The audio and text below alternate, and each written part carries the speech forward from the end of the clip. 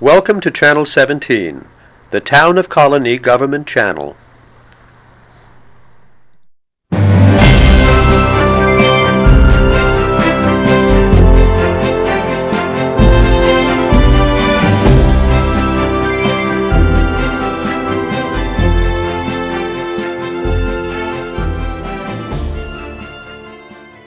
Hello and welcome to Getting to Know You. I'm your host, Robert Jaquay. On today's program, we're going to be talking with Donald Faulkner, who is the director of the New York State Writers Institute and is also an associate professor in the Department of English in the University of Albany. Let's go meet him. Don, thank you very much for agreeing to be a guest on the show today. I'm glad to be here. Thanks for inviting me. Before we start talking about the New York State Writers Institute, I want to give our viewers a little bit of information about you. So we'd like to know how you got to your position as director, where you came from, and how you got here. Okay. I've been with the Institute for a bit more than a decade now. I came up from Connecticut. I had been teaching at Yale for a number of years, did all my graduate work at Yale as well, and taught creative writing and ran the summer writing program there. And actually, it's a fun story to tell in a way. We had invited Bill Kennedy down to do a reading, and he said, I'd love to come, but this summer I'm having my hip replaced. We invited him the next year, and he said, I'd love to come, but I'm having my other hip replaced. And the next year I wrote him back and said, you have no more hips, you have to come. But once he came, he said, and this has been borne out, he said, you know, you guys do something here that's a lot like what we do in Albany, and that's pretty exciting. My arrival in Albany came on the heels of the sad and premature death of Tom Smith, who was really, with Bill Kennedy, the co-founder of the Institute. He had died suddenly, and then a nationwide search was established. And it did seem like a good idea to me. I had been trying to start a creative writing program that would be expansive at Yale. I love the place, but the old line, if it ain't dead, you can't teach it, seemed to prevail, and I found myself banging my head against a wall there. And the Writers Institute was all about, here's the kite string, you know, just run and make that fly. So it was a very liberating experience when I first came, and has continued to be so, and I'd like to think that I've made it a better place for my sojourn here. But I came into a situation that had some very, shall we say, qualities of a soft landing. I felt instantly embraced by the community. It was wonderful. And I found that an academic institution can be full of friendly people instead of sort of, I don't know, harumphing types. There you go. I'll let it go with that. Now, you mentioned Bill Kennedy and a founder of Writers Institute. How about more of the history of the Writers Institute as far as its... Well, it's a fascinating history, and Bill is very much tied with it because his own, I call it his enlightened self-interest. He wanted really just to have an opportunity to hang out with writers. And he had that sense of what community can really be about when it's an artistic community that overflows into a general population and can have an impact on the quality of life. He, let's see, I think it was 83 when Ironweed came out, within a very short span of time won the Pulitzer Prize and a MacArthur Fellowship. And at that time, and sadly they don't do it anymore, but the MacArthur Foundation would give you $15,000 a year, I believe, to apply toward some charitable cause that you found worthy. Bill used this across a 5-year span as the seed money for starting up the Institute, and first couple of forays, Saul Bellow, one of his old mentors, was the first person to ever read at the Institute. And then there was a little bit of a snowball effect. The university got into the operation more and was able to supply support and some money. But there was also a governor at the time who was very interested in literature, Mario Cuomo. And he took to this like fish to water, as did a couple of members of the legislature. One of them in the assembly, William Passanante, who represented the whole West Village area, and another senator from in the Senate from Syracuse, Tarky Lombardi. They sponsored legislation that would create the Writers' Institute as a state-mandated operation, an organization to promote literature and writing around the state and to provide a milieu for the betterment of writers and the writing craft. The language of it is lovely. It's our Declaration of Independence. We have Just looking at it. The statement of it mounted on our wall in our offices. And so Mario Cuomo signed this into law, and we're in the state law books mandated to do what we do, and it's a wonderful sense of sanction that it gives us, a sense of purpose also. And so we very much have a mission sense. When I came to it, now bringing myself into the picture, I had already been working a lot with the sense of establishing communities for writers. This was something that was a no-brainer for me, and I began to realize what opportunities there were that people hadn't even begun to imagine at first. And so we've expanded our programming a great deal. We've kept an archive of all of our visitors. We've had over somewhere around 800 visitors, at least 100 and change Pulitzer winners and National Book Award winners, somewhere close to 10 Nobel laureates. And we have all of these people on archive tape.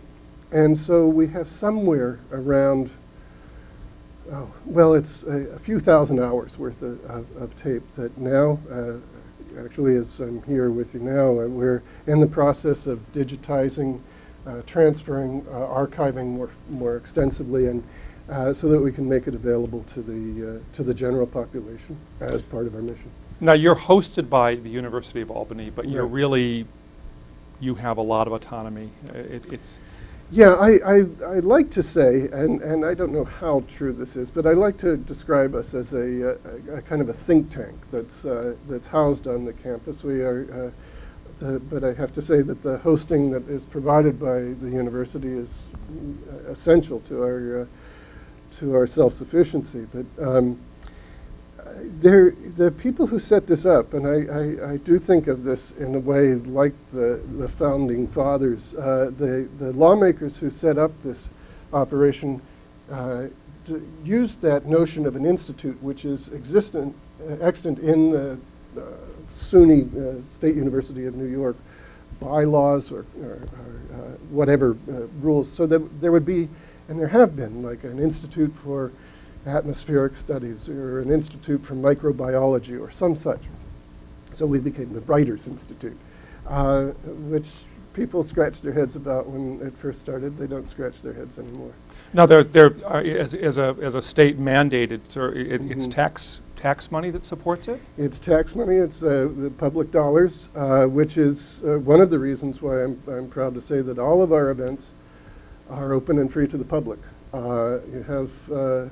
We run quite probably the best single year-round writing series, visiting writers series in the country, along with a film series that often brings in filmmakers and screenwriters. But we're doing things that other organizations can only do by charging subscription fees or admission fees of $25, $30 a head or something like that. So yes, our state support helps that, but it also keeps us honest in terms of staying close to that mandate. Now, do you align yourself with the curriculum in the college? You know, when you have a visiting writer or artist come, is it to be incorporated with something that's happening at the university, or not necessarily? It's independent. Yeah, it varies, but we're oftentimes the instigator of something that it's a kind of multiplier industry, if you will, within the university. So there are a few courses that are built around the offerings of the Visiting Writers Series or the film series. So the students will be studying the writers. I started a course that has blossomed since, and other people are teaching it. But I realized at one point that relatively few of the students at the time knew what they were getting, and knew how special it was to be sitting down in a small seminar room with Margaret Atwood or Don DeLillo, who rarely does public readings. But I found that in years since, it's kind of sunken in, that they've kind of gotten it. And it's made a significant impact on how people come to be more interested in the literary situation and in writing and reading. But we also then, in our kind of good neighbor role within the university, will work in coordination with organizations within the university that are trying to do some programming of some sort or another, whether it be with a theater production where we might bring in the playwright, or sometimes the university does what they call themes, theme semesters. And this fall of 2007, there is a China theme semester. And we are bringing in a number of significant Chinese writers or Western experts on China, showing a number of films that are relatively rare films that have been made in China that we are screening, early Chinese films, and also a number of Chinese American authors and playwright. So that's an example of the kind of thing that we'll do to dovetail with some of the existing. So you'll seek somebody out as a result of knowing that this is occurring. Yeah. Part of your planning. But we'll also do this with other members of the community in the region. The New York State Public Library, we frequently do co-programming with various of the regional libraries. Other organizations like the Albany Institute of History and Art. And so there are lots of partnerships that we get involved in, the teacher center of the Greater Capital Region. So nice synergies where teachers can come and in effect get an in-service qualification stat for coming to see some historian like Doris Kearns Goodwin talking about Lincoln. That then has its rollout effect. Remember exactly when Doris Goodwin came, and I think there were like 3 busloads of students from Niskayuna High School came in with their teachers, and so there's this kind of thing about just finding the wave and going with it, and having an impact on the community by the selections that you make, but also hearing the community and responding to them. Well, I know you did respond. The Upper Hudson Library System just collaborated with their Eyes Were Watching God. Yes. And it was a wonderful partnership, and we were very grateful for that. So, as you said. I'm intrigued by your mention of community, and I want you to sort of expand that for our viewers. I mean, there's a campus community, but is it a community of writers and artists, do they form a community itself? I mean, do they get together at all? Or are they just individual? I'll respond to that last item first. The writing is a lonely craft. You have to go into a room and shut the door, and it's you and the paper or the screen on the computer, as opposed to lots of other things like filmmaking or theater, which are involve writing but are definitely more collaborative. Writers thirst for an opportunity to talk about both their craft and to talk with each other and enhance that sense of a group. One of the people that has meant a lot to me in my life is a literary critic and historian named Malcolm Cowley, who used to write. He died in 1989. But he had become something of a mentor. He used to talk about the notion of a republic of letters. And he said, citizenship in the republic of letters is not conferred. One finds one's own way to the republic.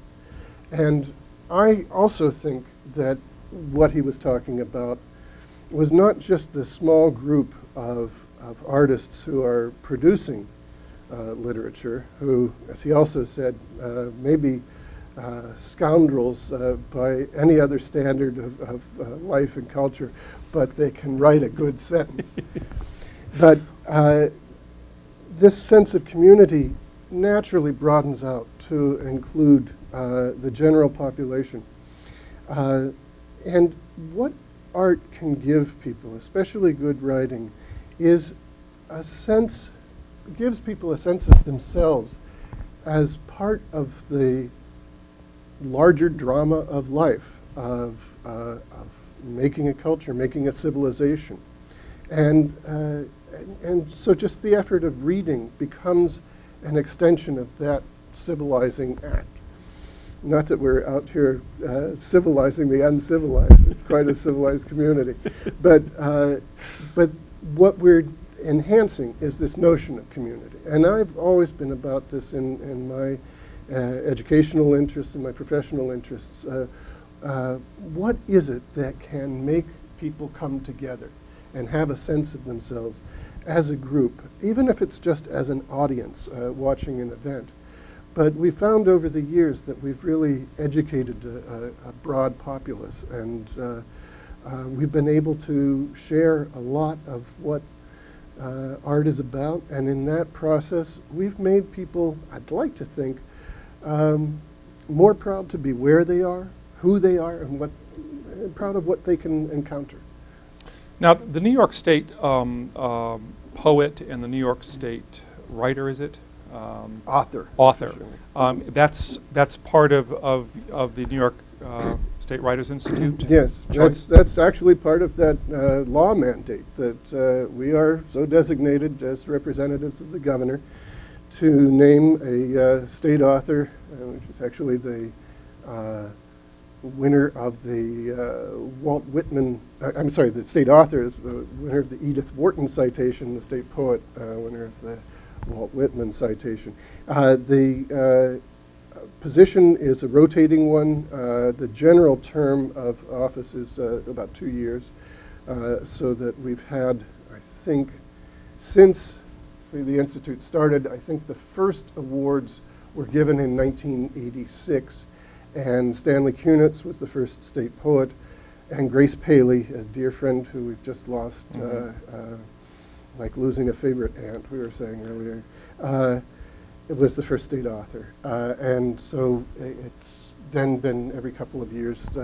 We are just about to transition into a new laureateship. Our current state author, Russell Banks, and state poet Billy Collins, their terms are expiring. We will be naming their replacements. We form blue ribbon committees and do this quite seriously. Present the findings to the governor, and so we will announce something probably by the end of the year or early 2008. And we will be back, I'm happy to say, to having the awards handed out by the governor himself. This is something that we've at last been informed of. Good. I must say, in all the years that I had been here, they were the years of the Pataki administration, and much as there was a love of art and literature, it never rose very high on the list of things to do. So we're looking forward to having a governor hand out. I know it's a very nice ceremony, and I was invited once and really enjoyed it. And when you first came in today, we were talking about a variety of things, and one of the things we were talking about was the season, the literary conversations, or the series that you're doing for 2007 into 2008. But you're already thinking, that's set already. You're ahead of yourself. You're in the future right now. How do you? We've mentioned there might be a program or a special thing happening where you could draw upon artists to sort of coincide with that. But how do you overall choose who comes to be your writers? Well, frequently we're collectively as an organization are reading and just keeping our ears to the ground, trying to discover new writers, also to recognize writers of renown when they've put out some new work. In terms of general theme or general focus, I always like to say about both our writing series and our film series, if you can really find a theme in it, then we're doing something wrong. We pride ourselves on being a collective. We pride ourselves on really trying to reach out to the various, what shall I call it, writing constituencies, ranging from genre, poetry to theater to filmmaking to history to novels to science writing, which I think goes undervalued a lot because there are some excellent scientists who are excellent writers. And so we'll look at those things. We'll look at also the individuals. We have a strong international focus. In the coming season, we have writers from China, as I said, but from Nigeria, from the Caribbean, from, let's see, there are a few other countries now that I'm blocking on. And I must say that sometimes when I try to recall the schedule precisely, I'm like the guy in the video store who's trying to remember the movies that he thought he would pick up, and my mind goes blank.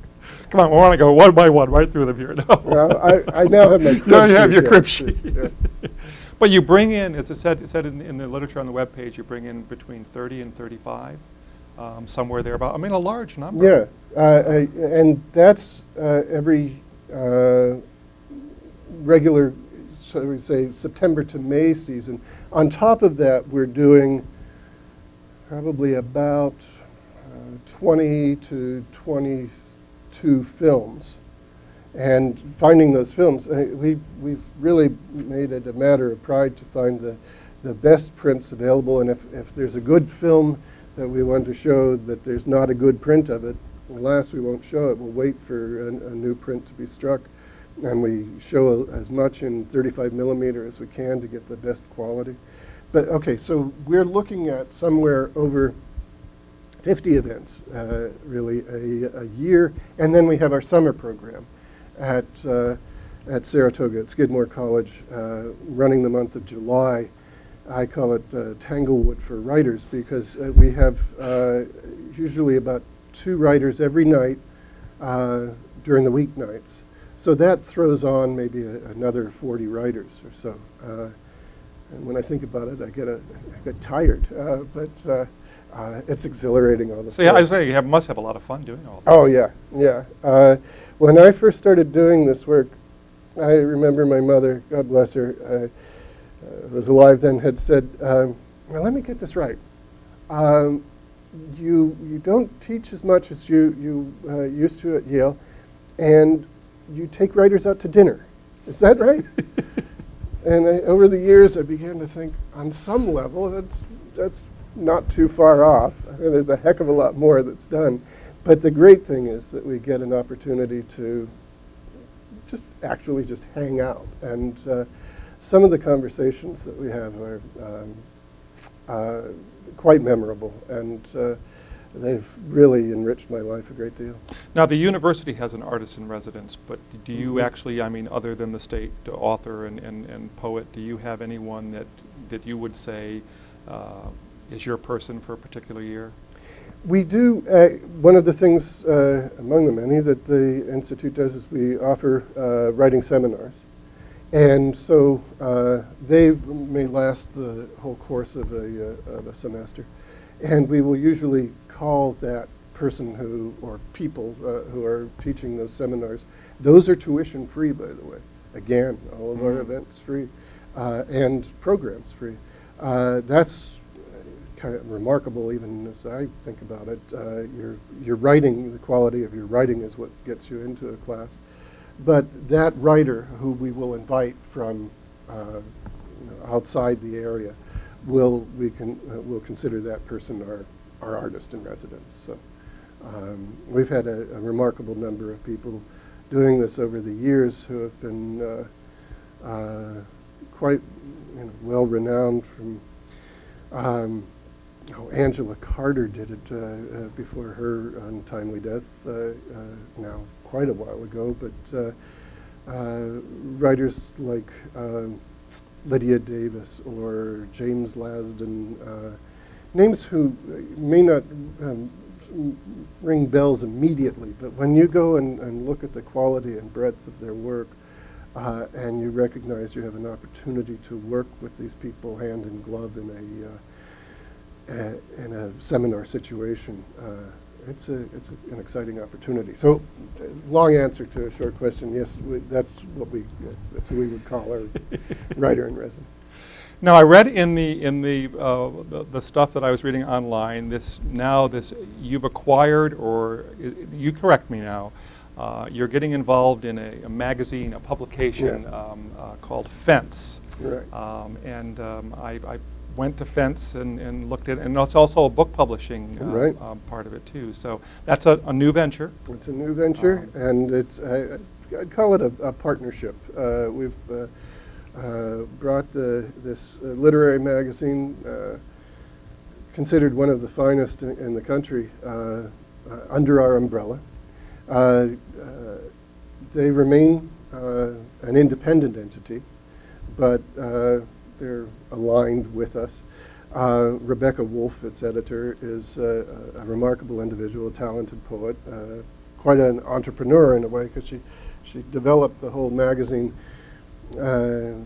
quite literally from nothing in New York, in the city, now 10 years ago, and then started up a publishing venture along with it, not just the magazine, but Fence Books, which puts out, I think, about 6 books a year. And the idea behind Fence that drew us to it and made it seem like an excellent partnership is that Fence has a very pluralistic view of what constitutes good writing. Its reputation and integrity was won by placing established writers alongside young, maybe first-time published writers, but also it didn't have in any way anything that had an axe to grind about a particular style of literary effort. So it's broad-ranging sensibility. Pretty open, as you say, broad. It's very interesting. And you see, you'll see someone's name you recognize, and then someone you don't. And it was mentioning, I think, in maybe the first editorial for the first issue of undervalued people who you really we'd like to have you learn about and read. Right. So I enjoyed going through, I must say, I'll just have to say this, they have a place where you can go through past issues, and if you go through some very interesting covers. And one really caught my eye. Let people go to the fencemag.com and see themselves. But I love Rebecca's piece on that one, what that was all about. I said, what is this about? So a lot of fun. Yes, be had as well. We'll let that. We'll let that go. Let people Yeah. be curious enough to figure it out. and we'll let people know that issue was put out before they joined both the institute and the university. Oh wow! So now you mentioned the summer program in Saratoga at Skidmore. That's not the young writers though. Right. We also do a program statewide for young writers, high school age generally. And this coming summer, we had been running it up around in the Lake George area. But we've decided to bring that operation into Saratoga and house it at Skidmore as well, so that it would overlap. Right. And so those young writers will have the same opportunity to see a number of writers. So that's something I'm very proud of, that whole operation. We have a program that's called Authors Theater, where we develop plays in progress, or even at times commissioned plays from writers who don't have a whole lot of experience in theater. And we've had some good luck with things that we've worked with. Probably our most notable was a play by Warren Light called Sideman, which has developed and had readings here and then went on to off-Broadway, then Broadway, and won a number of awards. This is, we do staged readings, as we call them. We don't do full acting productions. We workshop the plays before an audience with generally equity actors, high-quality actors working with us, and then the audience becomes part of the conversation with the playwright about what's going right, or I didn't understand that, or that was fascinating. And that feedback loop is something that can be very valuable for a writer. Absolutely. Now, a lot of your, I was noticing through my experience as well, a lot of your program, let's say your when a writer gives a reading, or your film, you do that at Page Hall. Most everything there, or do you have other venues? We use a lot of different venues. We use Page Hall is on the university's downtown campus. We use a number of venues on the uptown campus. There are at least 3 or 4 sites, and we'll vary our location in terms of what we anticipate an audience turnout to be. A young unheralded poet clearly will not draw the same crowd that Philip Roth would draw or something. So we'll use vary in size, but we'll also go off the campus to other venues when we're doing partnerships with other organizations, and it's yet another way to get things out to a broader audience. Wonderful array of programs. It's amazing how much you do and what's out there, and it seems as though people like it and look forward to it and go. We obviously here we deal with books here and authors, and oftentimes one of our librarians especially will say, you know who's going to be at the Writers Institute or going to be reading tonight. So we're basically at the end of the program. So before we wrap it up, is there anything you'd like to add about the Writers Institute that we haven't covered already? Well, I'd just like to encourage your audience to come out to events. Oftentimes we hear things where people say, I've not been to a Writers Institute event, but you know, I like that you're doing that. I want to say, come along. I think you'll enjoy what we do. We have a lively environment, and it, I think, enriches the community. I'd rattle off some names, but I'll just encourage people to go to our website. You can rattle off some if you want to. But the simplest way to get to our website is to go to the university homepage at albany.edu, and then you'll find a link to the New York State Writers Institute. But we're starting off our fall series with novelist Jane Hamilton, who had written Book of Ruth and Map of the World. I'm just sort of looking here at some names. Richard Russo is coming in October, and he has a new novel which some say is his best.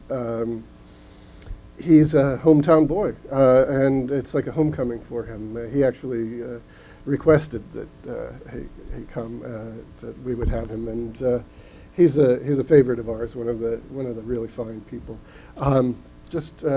But also like a Nigerian writer named Chimamanda Ngozi Adichie, who's yet unknown completely, but she's on her second book and is really a powerful, powerful writer. Or a poet, a West Coast poet who's of long-standing significance, Nathaniel Mackey, seldom gets to the East Coast.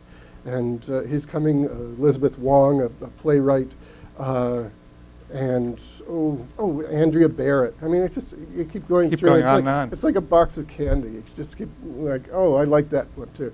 And Andrea has a new novel she teaches over at Williams, and so in a way she's part of the neighborhood. I'll just pick out one more. One of my old pals, actually, Tom Perrotta, who is a novelist who is also a screenwriter, had written Little Children, which was Right, I noticed that. a movie. He's just coming out with another novel that's already been sold to the films, and he's working on the screen adaptation of that. He and I used to play guitar together in a band that we had formed of writers. This is the thing. That is personal. It's a secret of all writers that they actually really want to be rock stars. But you're going to show the film. You're going to show Little Children. We'll your show film Little series. Children, yeah. And he's also going to do a commentary at that. Yes, So I think that's exactly. even Exactly. very fascinating. We try to do that as often as we can. We'll be showing a film of Rick Russo's, Keeping Mum, which has not been shown much in the States. It was a British-developed film, very funny.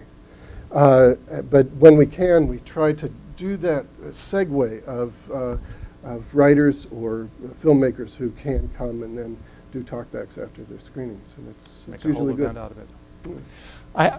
I'm going to extend it for a bit too, because there's a question I want to ask, just so we get you straight. Sometimes we'll have people come to the library, and they're an erstwhile writer. They have a manuscript. They want to have somebody look at it.